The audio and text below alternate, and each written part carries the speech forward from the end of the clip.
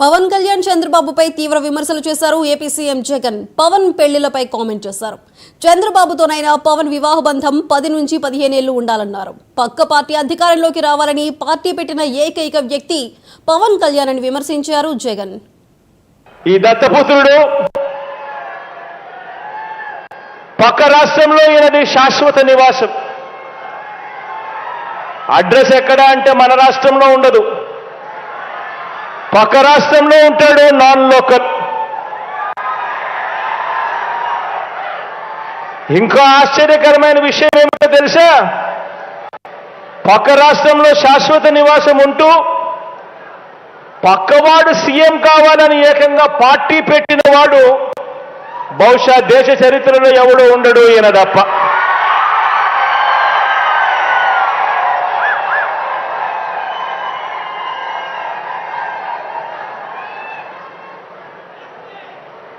ఈ మనిషి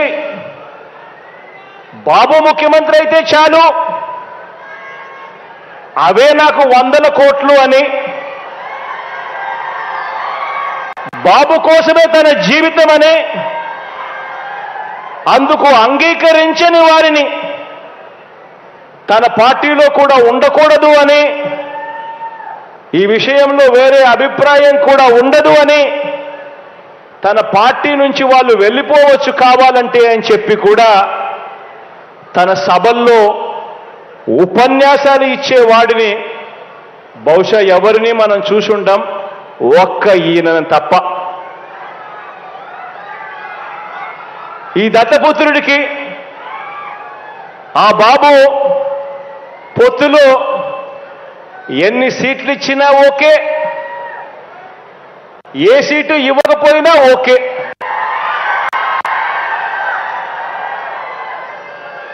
చిత్తం ప్రభు అనే త్యాగాల త్యాగరాజుని మాత్రం ఇప్పుడే ఈ దత్తపుత్రుల్లో మాత్రమే చూస్తాం. ఎవరైనా ప్రజల కోసం త్యాగాలు చేసేవాడిని చూశాం కానీ ఏకంగా ప్యాకేజీల కోసం త్యాగం చేసేవాడిని మాత్రం బహుశా ఎప్పుడు చూసిండం.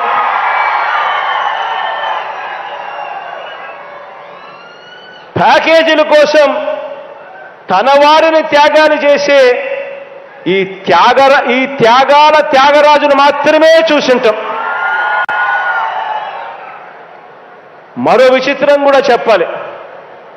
మరో విచిత్రం ఏమిటనంటే, ఈ త్యాగాల త్యాగరాజు గురించి, ఈ దత్తపుత్రుడు గురించి మరో విచిత్రం ఏమిటనంటే, రియల్ లైఫ్లో ఈ పెద్ద మనిషి ఏ భార్యతోనూ ముచ్చటగా కనీసం 3-4 సంవత్సరాలైనా కూడా కాపురం చేసి ఉండడు. ఈ మ్యారేజ్ ఇస్తారు.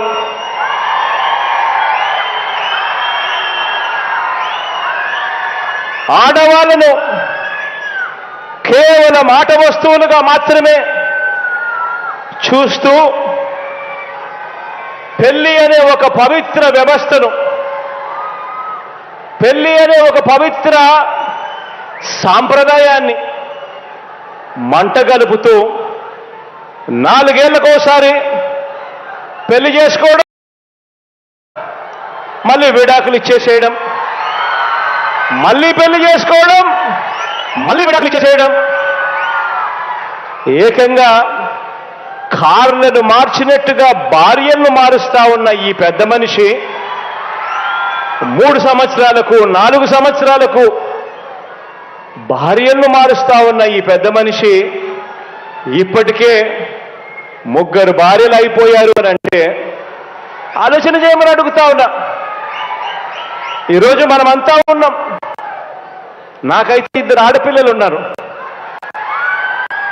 మనమంతా కూడా ఆలోచన చేయాలి. మనకు చెల్లెళ్ళు ఉన్నారు, మన ఇళ్లలో ఆడబిడ్డలు ఉన్నారు.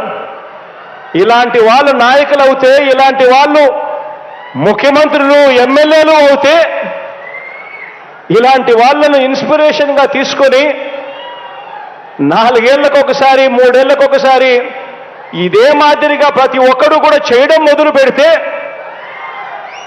నిజంగా మన ఆడబిడ్డల పరిస్థితి ఏమిటి, మన చెల్లెళ్ళ పరిస్థితి ఏమిటి, మన ఆడబిడ్డల పరిస్థితి ఏమిటి? ఇలాంటి పరిస్థితిని, ఇలాంటి కార్యక్రమాలు చేసే ఇలాంటి వారిని సమాజంలో, రాజకీయాలలో ఇలాంటి వారికి కనీసం ఓటు వేయడం కూడా ధర్మమేనా అని చెప్పి కూడా ఆలోచన చేయమని కోరుతా ఉన్నా.